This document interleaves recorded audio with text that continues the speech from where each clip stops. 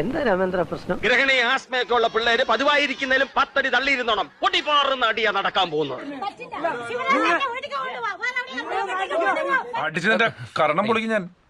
നീ ആരോടാണ് ഈ സെച്ച് വർത്താനൊക്കെ പറയുന്നത്? നിനക്ക് ഞാൻ ആരെന്നറിയോ?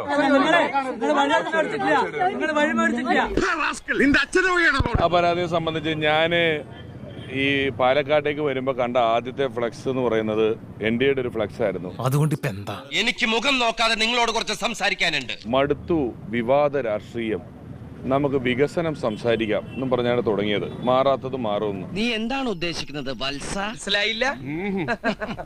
മനസ്സിലാക്കി തരാം. ഒന്നും മാറിയിട്ടില്ല. വികസനത്തെ കുറിച്ച് ഒന്നും പറയാനില്ല.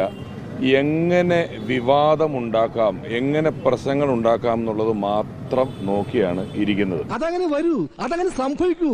ഈ ലോകത്തിന്റെ ഒരു പോക്കേ ഇതാണ് ഇവിടുത്തെ വ്യവസ്ഥിതി. We are living in a very cruel society. വളരെ മാന്യമായി ഏറ്റവും കൃത്യമായി ആരെയും മോശം പറയാതെ പ്രചരണം നടത്തിക്കൊണ്ടിരുന്ന എന്നെ വഴിയിൽ തടയുകയും, തടഞ്ഞതൊരു സ്ത്രീയാണ് എന്ന കാരണം കൊണ്ട് മറുപടി ഒരു അക്ഷരം മിണ്ടാതെ കൈ പുറകിട്ട് നിന്ന് പോവുകയും ചെയ്തു. ഞാൻ എന്നെ മനഃപൂർവ്വം കരിവാരിത്തേക്കാൻ കുറച്ച് ആൾക്കാർ ഇറങ്ങിയിരിക്കുകയാണ്. അവനെ തള്ളാൻ ഞാൻ കുനിച്ചിരുത്തി ഇടിക്കാതെ എനിക്ക് ഓൾറെഡി ഒരുപാട് പ്രശ്നങ്ങളുണ്ട്. അങ്ങനെ ഞാൻ പോവുകയും ചെയ്ത ശേഷവും ഒന്നും കിട്ടുന്നില്ല എന്ന് കണ്ടപ്പോൾ പഴയ കാര്യങ്ങൾ, അതുവരെ ഒരു കുഴപ്പവും ഇല്ലാതിരുന്ന കാര്യങ്ങൾ എടുത്തു വന്നുവെന്ന് ഞാൻ സ്ത്രീ വിദ്വേഷ പരാമർശം നടത്തിയെന്നും പറഞ്ഞ് കൊടുത്തിരിക്കുന്ന ഒരു കേസാണ്. ഇത് കണ്ടുകൊണ്ടിരിക്കുന്ന എല്ലാ മലയാളികൾക്കും മനസ്സിലാകും ഇത് ഒരു കെട്ടിച്ചമച്ച കേസ് എന്നുള്ളതിനപ്പുറം ഇതിനകത്ത് ഒന്നും തന്നെ ഇല്ല. തനിക്കൊന്നും നാണമില്ല.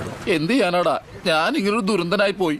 സ്ത്രീയാണ് എന്ന ബഹുമാനം എൻ്റെ മനസ്സിലുള്ളത് കൊണ്ടാണ് ഒപ്പത്തിനൊപ്പം യാതൊന്നും പറയാതിരിക്കുന്നതും ഞാൻ പലതിനും ഉത്തരം പറയാതിരിക്കുന്നതും. ഞാൻ അല്പം ഡീസന്റ് ആയി പോയതുകൊണ്ട് നിന്നെ പോലെ തറയാവാൻ എന്നെ കൊണ്ട് പറ്റില്ല കേട്ടോ. അവർക്ക് പറയാനുള്ളതെല്ലാം ഇത്തരത്തിൽ ആരോപണങ്ങളായി പറയുന്നതെല്ലാം പറയട്ടെ. എന്നെ സംബന്ധിച്ച് എനിക്ക് തോന്നുന്നത് ഇതെല്ലാം അവർക്ക് ഇലക്ഷൻ തോക്കാനുള്ളൊരു ഗിമ്മിക്സ് ആണെന്ന് വേണം മനസ്സിലാക്കാൻ. അതെന്നാ വർത്താനം പറഞ്ഞു വെച്ചു പോയി. വല്ല കാര്യമുണ്ടോ? എന്തിനാണ് ഇങ്ങനെ ഇല്ലാന്നറിക്കണേ?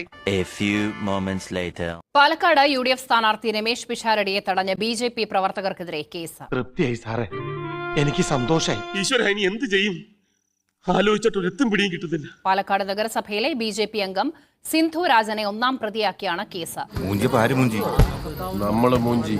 വേറെ ഒരു വഴിയില്ല ഗൈസ്, പെട്ടിരിക്കുകയാണ് നമ്മൾ ശരിക്കും. സിന്ധു അടക്കം 3 പേർക്കെതിരെയാണ് ടൗൺ പോലീസ് കേസെടുത്തത്. തിരഞ്ഞെടുപ്പ് പ്രചാരണത്തിനിടെ വടക്കന്തറയിൽ വെച്ചാണ് രമേശ് പിഷാരടിയെ BJP പ്രവർത്തകർ തടഞ്ഞത്. ഒരാവേശത്തിലെടുത്ത് ചാടി വേണ്ടായിരുന്നു അല്ലേ? ഷാജിയേട്ടാ, നമ്മൾ എവിടെ പരിപാടി അവതരിപ്പിച്ചാലും ഇതാണല്ലോ അവസ്ഥ.